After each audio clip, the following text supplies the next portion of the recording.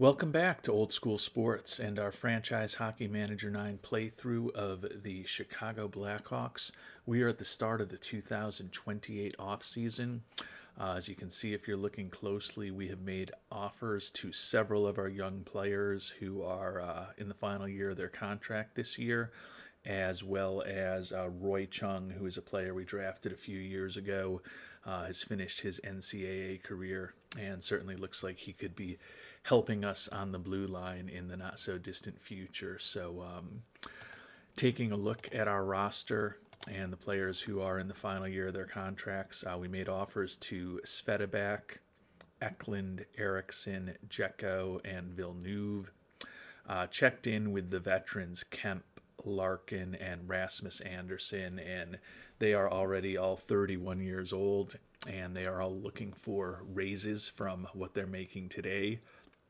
So unclear if we want to bring them back. And then David Jaracek and Paul Cotter, versatile defenseman who played 51 and 57 games for us the last 2 years. And then Paul Cotter, who has played a lot of left wing for us the last few seasons.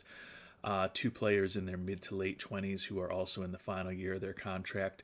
Want to kind of wait and see what happens in free agency before making some decisions on those players. We're a little under $69 million in terms of our salary on the books. So we have the opportunity to bring on some talent. And as we talked about in the end of our last episode, there is a little bit of talent available this year. Quinton Byfield is the top player in terms of at least the dreaded star ratings in terms of his ability. Also only 25 years old. Yegor Chinnikov, 27-year-old. Matty Beniers, 25. Sampo Ranta, Morgan Frost, Maxime Comtois, and Kyle Jackson kind of stand out as the potential prizes in the free agent class. So a lot of forwards available. We don't have a huge need for defenders this year. As I mentioned, we're making an offer to Roy Chung to join the organization.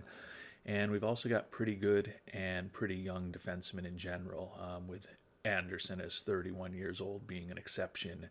The oldest other player that we have as a defender is the 28-year-old superstar Quinn Hughes, who we have signed to a 4-year extension.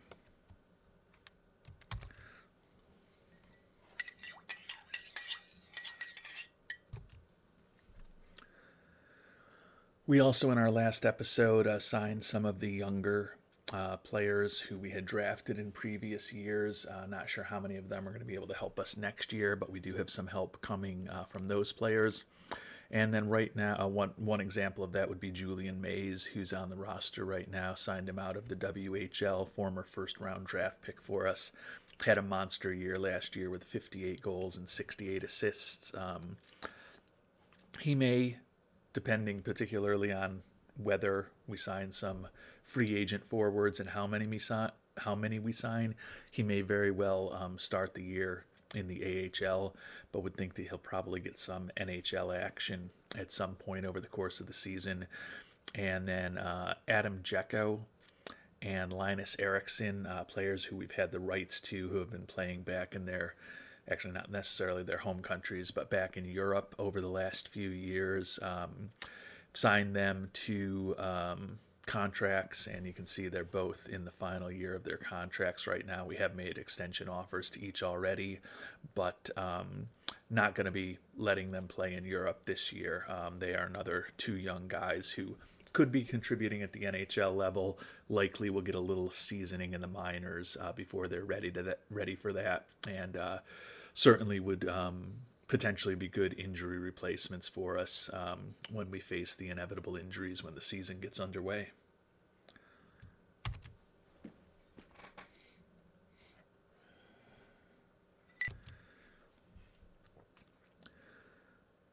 And the Blackhawks were a playoff team last year, although we did get bounced in the first round.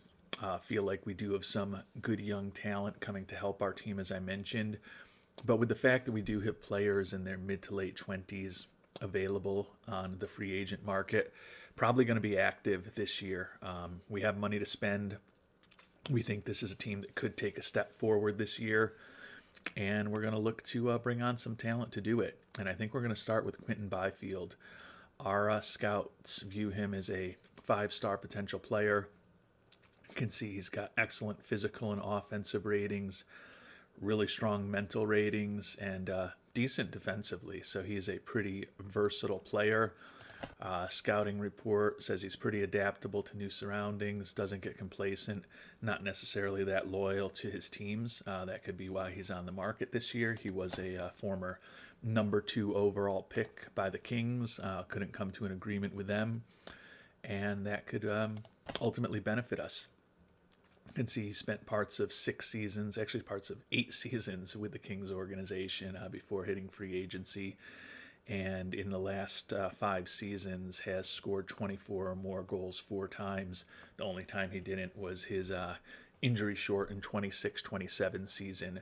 That is kind of the one knock on him. According to the scouting report, Byfield will log a fair amount of time lost to injuries. You can see he's pretty vulnerable in his lower body. So that's not optimal, but we've been dealing with a star center who has logged a lot of injury time the last few years in Dylan Larkin, who is at the end of his contract and looking for around $8 million a year, even though he's in his mid-30s. And I don't know if he's as good as Byfield is today. You can see that Larkin has been productive when he's been in the lineup, averaging close to a point a game. The issue is he's played only 123 games over the last 3 seasons for us, and seems a little sturdier than Byfield, but certainly think the fact that he's 6 years older than Byfield. Always worry about injuries, and Byfield obviously had a ruptured season in 26-27 when he only played 20 games, but talent is talent, and he's looking for about $8.5 million for 3 years. We won't go quite that high initially. Always looking to save a little bit of money, especially in a salary cap league. Let's see if he'll go for $8.25 million for the next 3 years. And we can at least submit that offer to him, get him thinking about it. That would push us up to about 70. If I can do some simple math, about 77.25, 77.5 million. So it does potentially give us room to bring on one more player because obviously some salary will be coming off the books as we get down to a 23-man roster when we add those 2 new players to the team. And we obviously can ship somebody out too if we think we need to. Certainly Adrian Kemp in the final year of his contract making $7.1 million, or Yegor Sharangovich, who's only been with us a year, making a little less than $5 million, but is not particularly popular in the locker room. We definitely have levers to press if we decide we want to bring on another big-time player. And we're going to try. We're going to go after Matty Beniers too. Not quite as good as Byfield, I don't think, but still a player. When you look at his offensive, mental, and physical ratings, very strong, sound defensively. Scouting report, gets along well with everyone, clean player, stays out of trouble, and kind of normal in terms of his injury tendencies. So we're going to make an offer to him as well. He's looking for almost $7 million a year for 2 years. So certainly not cheap, and we will probably have to make some moves if we bring him on board. We'll see if we can get him for $6.75 million a year for 3 years. This looks like he really wants the 2-year contract, so we'll go with $6.85 million for 2 years, ask for a response, and submit the offer. So we're going hard at 2 of the top 6 or 7 free agents out there. Also the 2 youngest on the list, I guess, along with Kyle Jackson, who wouldn't be somebody bad to consider as a fallback option.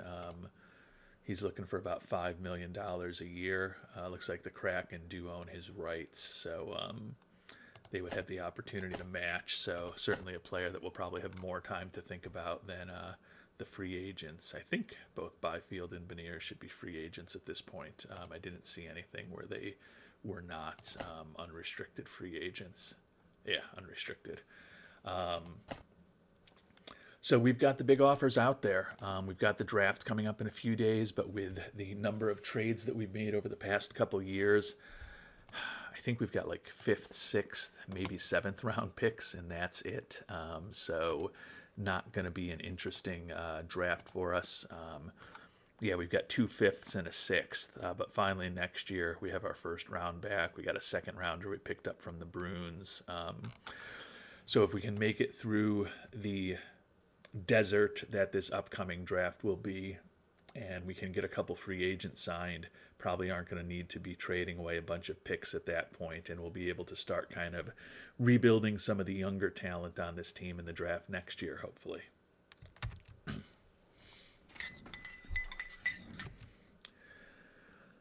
And a lot of contract information here in the early days of the offseason. Victor Eklund, that's an important signing for us. Linus Eriksson, Adam Jecko signed.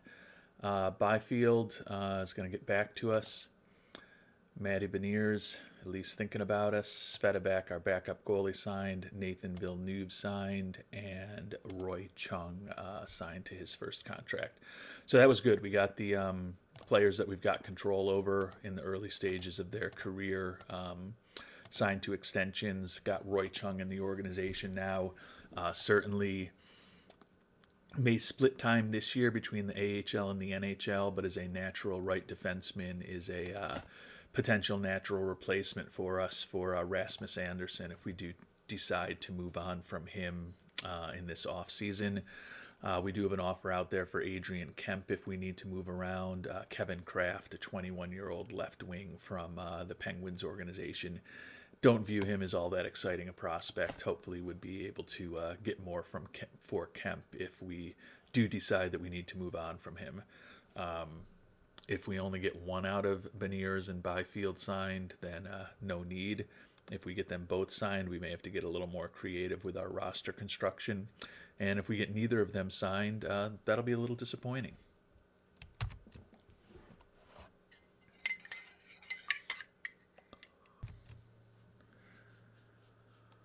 And we made it to the rookie draft. As I mentioned, we're not picking until the 5th and 6th round, so probably not going to be spending a lot of time boring you with the details on which player who's probably never going to make the NHL we sign then. But if something interesting happens, I will be sure to talk about it. You can see right there we've got our own 5th, Boston's 5th, and a 6th from Edmonton. So a very bare cupboard for the Blackhawks organization in this draft. And although the draft was not fruitful for us, we have Quentin Byfield signed to that 3-year deal. And we have Matty Beniers signed. So we got both of our big free agent targets. The youngster Roy Chung also signed. So July 6th, 2028 is potentially a transformational day for this Blackhawks organization. You can see we're over the salary cap now, so we're going to have to obviously get 3 players off of the roster. Chung is an easy one to start. Let's put him down in the ECHL. I don't know that he'll actually end up starting the season there, but easy way to get a little bit of money off of our books. I'm going to have some more difficult decisions to make. Jecko, we got tons of centers right now. We're not going to loan him back. We do want him in the United States this year, so we'll loan him to the Indy Fuel. And then let's just assume that Mays is going to start in the AHL. Again, this doesn't mean this is what our final roster looks like, but that gets us to 23 players and $82.2 million. So I think we are okay, even with the big additions of both Byfield and Beniers, to really hopefully take the offensive production of our front line to a new level.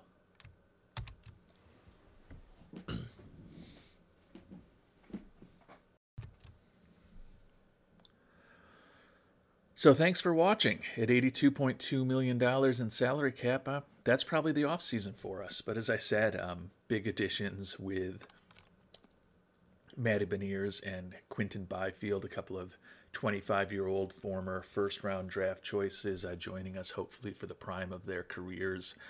Would think that at least one of them will probably be moving to the wing. You can see right wing particularly we are short on right now. Frank Nazar was a right winger until he converted to a center last year when we had a lot of injuries at the center position. Nathan Villeneuve is another guy who may be able to move out to the wing. But right now with Larkin, Byfield, and Beniers as our top three centers, we should have the opportunity to put some goals into the net this upcoming year. I'm really excited that we got both of those players. Clearly, we are going for it in the 2028-2029 season.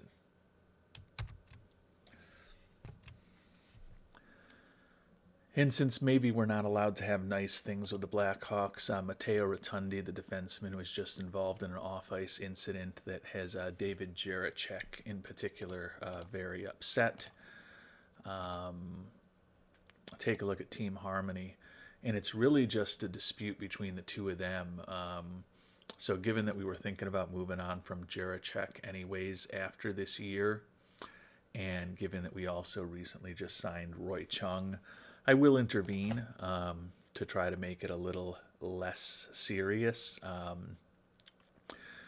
But since it's not a major situation involving tons of people, I think the fact that Rotundi is a former first-round pick who we've signed for 5 years, who we think still has a lot of potential, while Jiricek is a guy who we picked up off of waivers in the final year of his contract. Still a solid young defenseman, but despite the fact that the fans are a little displeased with Rotundi, and Jiricek apparently is very offended with whatever Matteo did, given the slippery slope of ethics as far as being the general manager of an organization, we may end up siding with Mr. Rotundi, who we're locked into for the next 5 years, rather than Mr. Jiricek. Also, we'll at this point just take a quick look at job security, and finally made some strides with fan happiness. Obviously, they're very excited about Byfield and Beniers. Little move backwards with that off-ice incident, but between the new season optimism and those two huge free agent signings, in a much better spot with the fans than we were just a matter of weeks ago, quite honestly.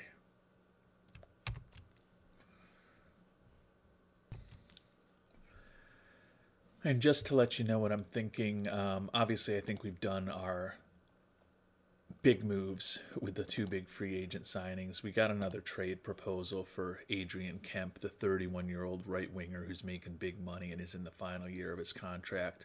A little bit better offer in terms of Bauer Dumansky, who at least looks like he may have a little bit of potential to be a useful player.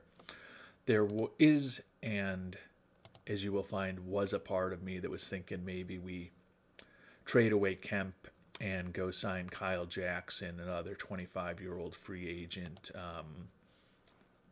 who we could sign off of the Kraken for much less money than we would be paying Kemp.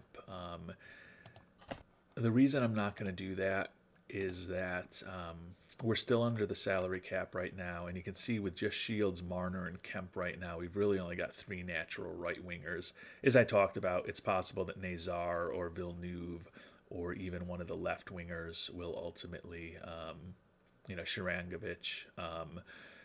Obviously, one of those people will be playing pretty consistently on the right side and will convert back to a right winger.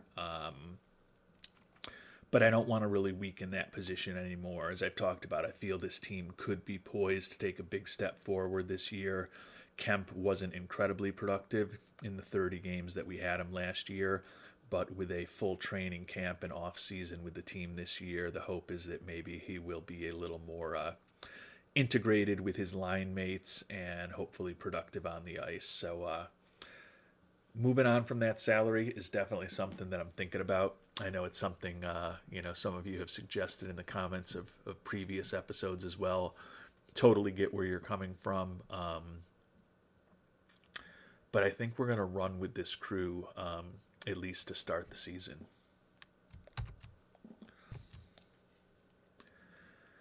And the downside to keeping someone like Kemp is that when we look at our development report for July, the aging right wingers, him and Mitch Marner, are both moving in the wrong direction. But they still are both very talented players. Kemp, as we talked about in his last year with us, Mitch Marner has 2 years left on his contract. Think that they can both be pretty productive, and we're selling a lot of jerseys for our new center, Quinton Byfield. So it's been a good offseason. I'm not going to let that off-ice incident and not going to let concerns about my aging right wingers convince me otherwise.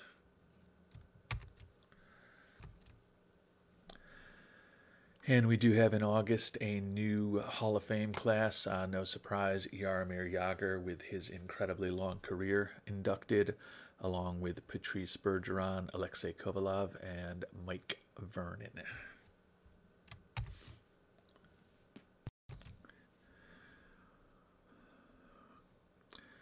And I think here in mid-August, we're going to call it an episode. As I talked about, we've done our big activities for the off-season. Still going to come back in our next episode and probably add a few players on the margins who we think can help us in the event of injuries. Also going to want to take a look at the preseason. We'll have much bigger roster at that point. Hopefully we can get through the preseason without any injuries, and then we will start getting ready for the regular season. But if you have thoughts on what we've done, thoughts on what we should do, would love to hear them down below. Until then, thank you so much for watching, and hope you have a great day.